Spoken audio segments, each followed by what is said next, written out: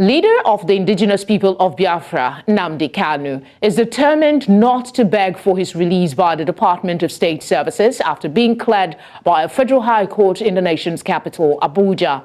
This was contained in a letter made available by his lead counsel, Ozekhome. Mr. Kanu's counsel, Ifeanyi Ejiofor, also issued a statement stressing that Kanu has been effectively and validly discharged by the judgment of the Court of Appeal, which prohibited his further trial and detention.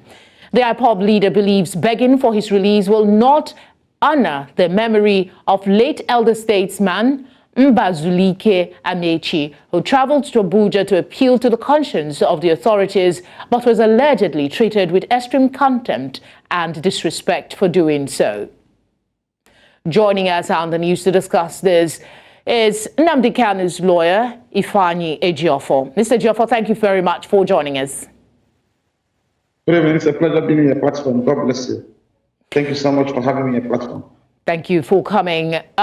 Could this statement be interpreted differently? Maybe like an exasperation with what seems a repeated flagrant disregard for court rulings on the matter rather than a passionate respect rather for anyone's memory?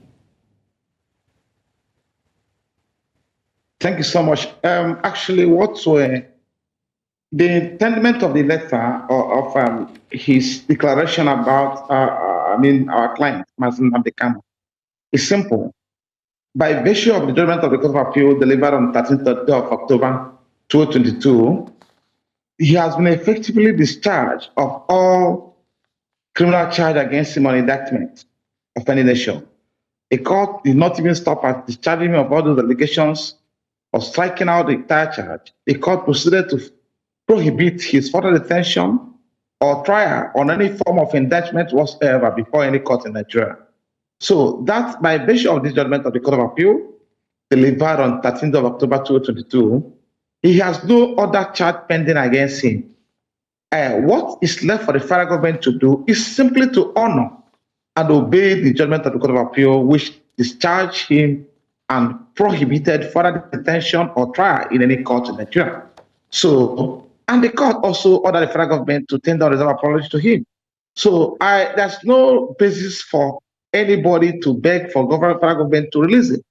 They are under bounding obligation and duty to respect the order of the court, judgment of the Court of Appeal, which said this release him unconditionally, prohibited further detention and trial. So that's simple. This conversation is as a result of your statement and comments that Nnamdi Kanu has said he will not beg for his release. You said it, there is no reason to beg, but what people are talking about is his reason. He said the rationale for his decision is that there was disrespect to the First Republic Aviation Minister, Mr. Amechi. That was in November 2021. But that delegation went to the former president, Muhammadu Buhari. This is a new administration.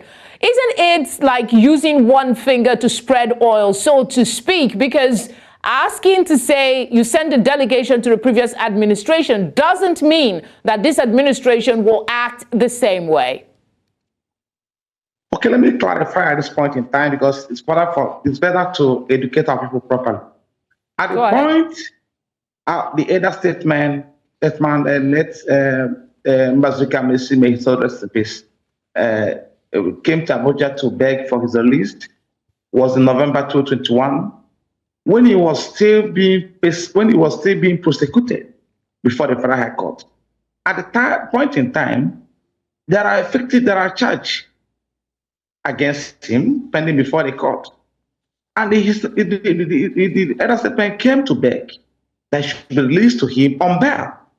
So, but as of today, we speak, there is no charge whatsoever pending against him before any court.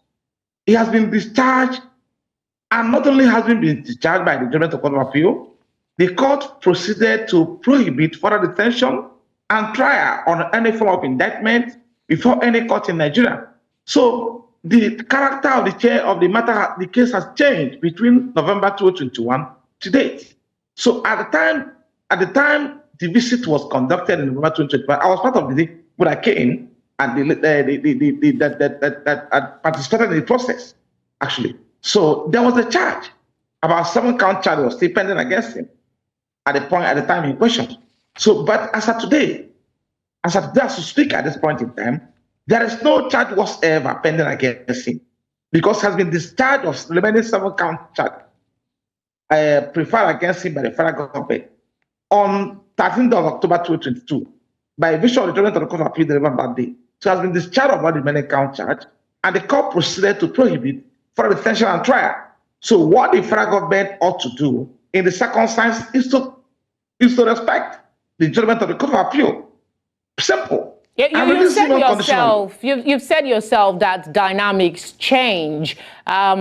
Sure. Previous administration, change in rulings and all adjustments and all of that. Do you expect a different attitude from the Tinubu's administration? Remember that on the one hand, he is said to be a committed Democrat, while on the other hand, he had pledged to continue the good legacies of his predecessor, Muhammadu Buhari.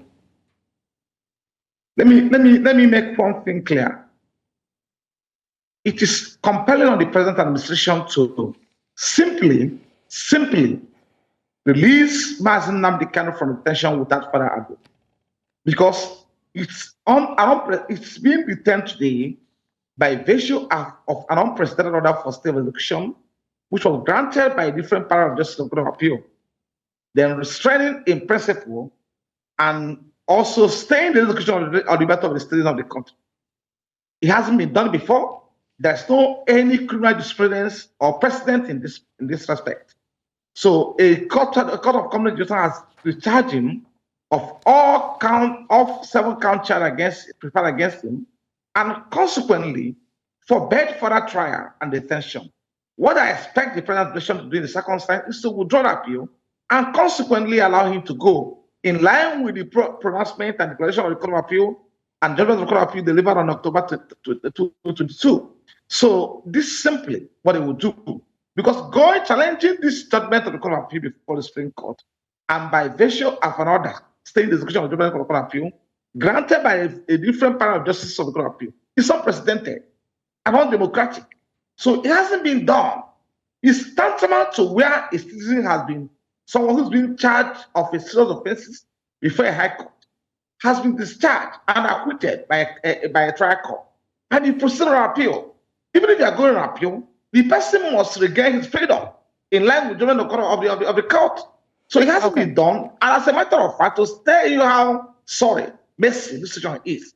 Mr. Ejiofor, I think you've actually stated your point very, very clearly. Let's see what happens in the coming days, if there will be a change in attitude, if these bodies will respect the rule of law. Thank you very much, Mr. Ejiofor, once again. Thank you. Thank you so much.